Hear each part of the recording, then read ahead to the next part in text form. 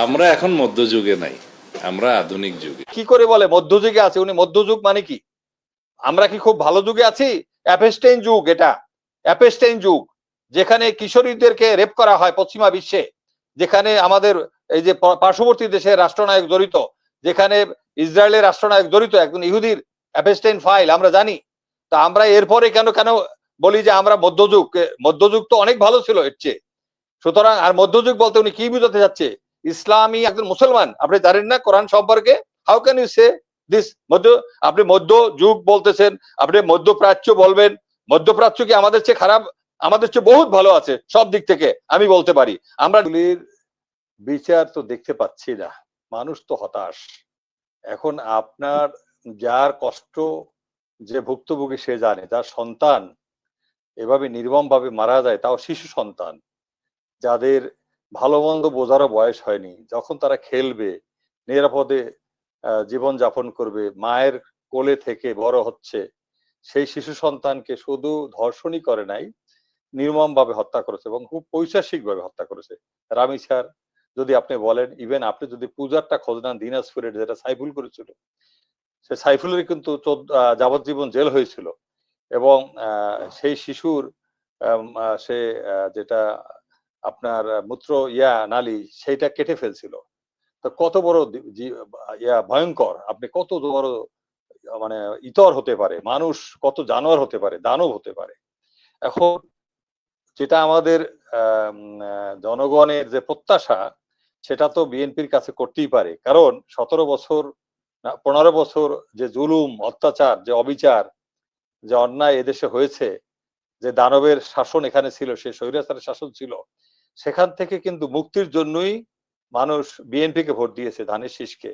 এবং এই তারেক রহমান নিজে একজন ভুক্তভোগী, তার পরিবার ভুক্তভোগী, তার মা বিনা অপরাধে ৬ বছর কারণ জেল ভোগ করেছে, তাদের বাড়িটা ভেঙে দেওয়া হয়েছে, গুড়িয়ে দেওয়া হয়েছে, তার মাকে সেখান থেকে তাড়িয়ে দেওয়া হয়েছে। সেই হাসিনার আমলের কালচার যদি আমরা, সেই যদি এগুলি আমরা এখনো মানে মানে মনে না রেখে ভুলে যাই, এবং আমরা যদি সেই গতানুগতিক যে আইন প্রচলিত আইন তার উপরে নির্ভর করি।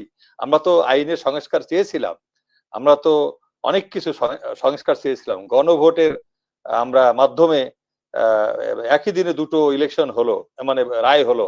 একটা হলো গণভোট, আর একটা হলো জাতীয় সংসদ নির্বাচন। ৬৮ থেকে ৬৯% মানুষ ভোট দিল গণভোটে। সেটাকে আমরা কার্যকর করলাম না, সেটাকে আমরা কেপ্ট অ্যাসাইড, আমরা পাশে রেখে দিলাম। তো এই একই মায়ের পেটে ২টা সন্তান জন্ম নিল, একটাকে আমি বললাম বৈধ, আর একটা বললাম অবৈধ।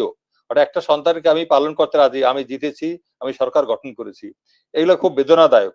আরেকটা হলো এই যে আপনার আমাদের যে সালাউদ্দিন সাহেবের কথাবার্তা, সালাউদ্দিন সাহেবের কথাবার্তা মনে হয় শুনে উনি বাংলাদেশের যে আইন কানুন বা মানুষের যে এখন যে সেন্টিমেন্ট, এইটাকে উনি এখনো করতে, সমন্বয় করতে পারতেছে না। কারণটা হলো, দেখেন, আমরা জনগণ কি চায়? জনগণ চায় উচিত বিচার, জনগণ চায় দ্রুত বিচার।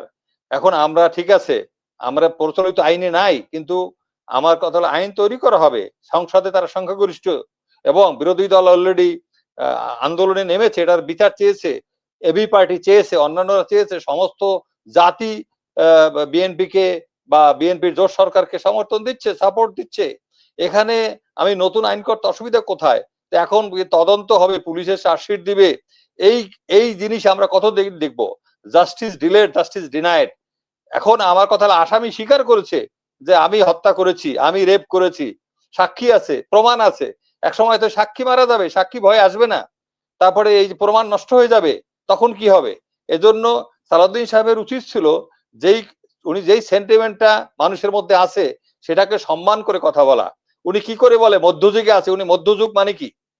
আমরা কি খুব ভালো যুগে আছি?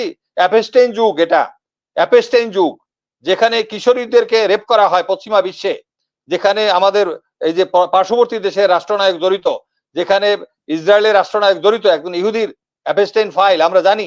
তা আমরা এরপরে কেন কেন বলি যে আমরা মধ্যযুগ? মধ্যযুগ তো অনেক ভালো ছিল এর চেয়ে। সুতরাং আর মধ্যযুগ বলতে উনি কি বুঝাতে যাচ্ছে? ইসলামী আইন যেটা কোরআনিক আইন, সেখানে আপনি দেখবেন ইয়েমেনে বিচার হয়েছে কয়েকদিন আগে, লেবাননে বিচার হয়েছে, এই দেখবেন আপনি ইরানে হচ্ছে, আপনার ওই যে গুপ্তচর ধরতেছে, মোসাদের পক্ষে কাজ করতেছে, তাদেরকে ফাঁসি দিচ্ছে। আমি আমি কেন আমার আইন যে সময়ের সাথে সময় উপযোগী করব না, পরিস্থিতির সাথে কেন করব না? সরকার আপনাদেরকে জনগণ তো ম্যান্ডেট দিয়েছে, you have all the rights, you have all the মানে পাওয়ার। আপনাদের এখন শুধু স্পিরিটটা থাকতে হবে, আপনাদের ইচ্ছা থাকতে হবে, এই ইচ্ছাটাই হলো বড় কথা। সুতরাং আমি মনে করি যে কোরআনিক ল, যে জানে না কোরআন সম্পর্কে যে ধারণা, উনি তো he is a student of law, I know him, he is a student of law. সে এখন সেই স্টুডেন্ট অফ ল হয়ে সে কথা বলে শুধু মানে প্রধানমন্ত্রীর জায়গায় কথা বলে, সে আইনমন্ত্রীর জায়গায় কথা বলে, তাহলে ভাই আপনি আইন মন্ত্রণালয়ে চলে যান, আপনি স্বরাষ্ট্র মন্ত্রণালয়ে তো আপনার থাকার ভাই দরকার নাই, আপনি খুব capable, you understand, you know much than everybody, no more than everybody, তাহলে আপনি ওইখানে যান। আপনি এখানে যাদেরকে দিলে কাজ হবে তাদেরকে আমরা চাই, ওনাকে ল মিনিস্টার বানানো হোক, আমাদের আপত্তি নাই। এখন আমার কথা হলো, আমি সবকিছু মানুষের চাহিদার সাথে সময় উপযোগী এবং পরিস্থিতির সাথে মোকাবিলা করে সামঞ্জস্য করে আমরা মানুষের মানে যেটা আকুতি, মানুষের যেটা আবেদন, যেটা আমাদের আইন শৃঙ্খলা রক্ষাকারী যারা আমাদের যে সংস্থাগুলি আছে তারা কাজ করতে পারবে, সেইগুলি আমাদের দরকার। আমরা চাই না ক্রস ফায়ার হোক, আমরা চাই না যে হোক, কি বলে ওটাকে, এক্সট্রা জুডিশিয়াল ফায়ার হোক, বাট আমরা চাই জনগণের যে ম্যান্ডেট দিয়ে বিএনপি কে ক্ষমতা এনেছে এবং বিপুল সংখ্যাগরিষ্ঠতা দিয়ে এনেছে, এরকম না বিএনপি কে আরেকজনের কাছে যেতে হবে, সেটা না। বিএনপি প্রচুর শক্তিশালী এখন। সুতরাং আমি মনে করি এখানে যেটা উনি বলেছে এবং ওনাকে দেখে যে লোকজন যে কথা বলেছে, আপনি দেখেন ওনাকে বিভিন্ন ধরনের ব্যাড সাউন্ড দিয়ে ওনাকে করেছে, মানে মানে ওকে ঘৃণা জানিয়েছে, তাদের ওনার প্রতি ক্ষোভ জানিয়েছে, রাগ জানিয়েছে। এবং উনি দেখেন যখন ক্রিকেট খেলা দেখতে গেল ওনাকে তখন ওই ভুয়া ভুয়া বলেছে। তো ওনার কি বোধোদয় হবে না যে এটা আমাদের উচিত, আমাদেরকে জনগণের যে মানসিকতা, মন মানসিকতা বা কথাবার্তা, তার সাথে আমি সামঞ্জস্য রেখে কথা বলি। আমি কেন বলবো মধ্যযুগ? আরে ভাই, মধ্যযুগ মানে কি? আমার কথা হলো আপনাকে বুঝতে হবে Quran is always up to date. এই কোরআনের যে ল, এই যে ধর্ষণের ব্যাপারে, হত্যা করা বা তাদেরকে মারা, পাথর ছুঁড়ে মারা, যেভাবে হোক, ফায়ার স্কোয়াডে যেভাবে সুবিধা মারো, ডোন্ট মাইন্ড, ইউ কিল সামন। আমরা দেখি নাই সৌদি আরবে কি হচ্ছে, আমরা জানি না, পাবলিকলি হচ্ছে না, ইরানে হচ্ছে না। আমার কথা হলো আমরা তো 92% মুসলমানের দেশ। আপনি খালি মানে কেন ব্রিটিশ লয়ের উপরে নির্ভর করবেন, কমন লয়ের উপরে কেন নির্ভর করবেন? আপনি জানেন না ওয়েস্টার্ন লতে তো ওদের তো আমাদের মতো এত এরকম রেপ নাই, ওদের তো অনেক কিছু আপোষে হয়, সেখানে ফর্নিফিকেশন হয়, অনেক কিছু হয়, they have legal bars, they have legal brothels. আমাদের তো ওইরকম নাই, হয়তো দুই একটা আছে। সুতরাং যেহেতু আমরা একসময় ব্রিটিশ কলোনি ছিলাম, তা আমার এই কলোনিয়ার রুলগুলি আমাদেরকে চেঞ্জ করতে হবে, জনগণের পালস বুঝে আমাদেরকে এগিয়ে যেতে হবে। তাহলে আমরা মনে করি, আপনি তো একজন মুসলমান, আপনি জানেন না কোরআন সম্পর্কে, how can you say this আপনি মধ্য যুগ বলতেছেন, আপনি মধ্যপ্রাচ্য বলবেন। মধ্যপ্রাচ্য কি আমাদের চেয়ে খারাপ? আমাদের চেয়ে বহুত ভালো আছে সব দিক থেকে, আমি বলতে পারি। আমরা নিজেরা গিয়েছি, ওখানে চুরি নাই বললেই চলে, ওখানে রেপ নাই বললেই চলে, ওখানে ডাকাতি নাই বললেই চলে। তো why don't you follow the Middle East? কে আপনাকে নিষেধ করছে? We pick up the good things from our brothers, from our brother countries, from our friendly countries. What is the harm?